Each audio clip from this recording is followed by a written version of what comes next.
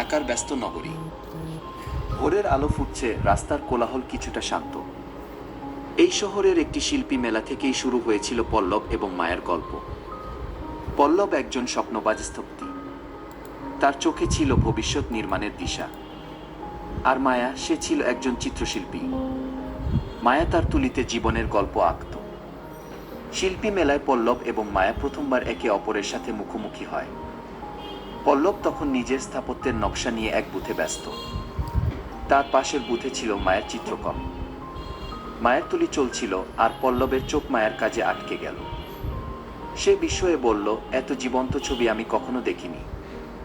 মায়া হেসে দিল। সে বলল, তোমার স্থাপত্যও যে মানুষের স্বপ্ন। এই এক বাক্যে তাদের মধ্যে বন্ধুত্ব শুরু হলো।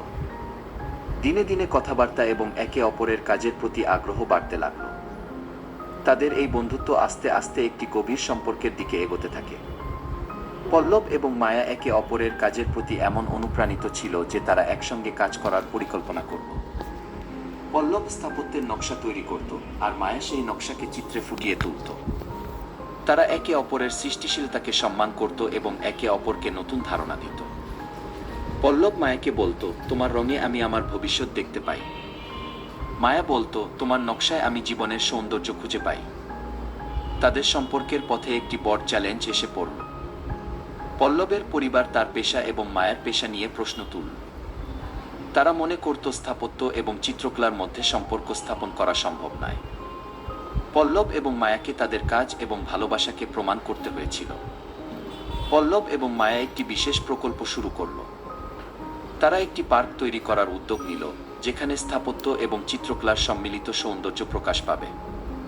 সেই পার্কের প্রতিটি কোণায় স্থাপত্যের নকশা এবং চিত্রকলার সৃজনশীলতা একসঙ্গে মিলিত হলো। এটি প্রমাণ করল যে ভালোবাসা এবং সৃষ্টিশীলতা সব ধরনের প্রতিবন্ধকতা অতিক্রম করতে পারে। একদিন সেই পার্কের মাঝখানে পল্লব মায়াকে বলল, তুমি কেবল আমার স্বপ্নের অংশ নও, তুমি আমার জীবনের শক্তি। মায়া উত্তর দিল, তুমি আমার ক্যানভাসের পূর্ণতা। তোমার স্বপ্ন ছাড়া আমার ছবি অসম্পূর্ণ।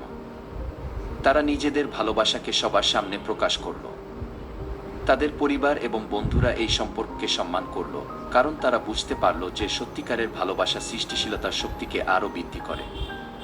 পল্লব এবং মায়ের গল্প ঢাকার নগরীতে ভালোবাসা এবং সৃষ্টিশীলতার এক নতুন অধ্যায় প্রতিষ্ঠা করল।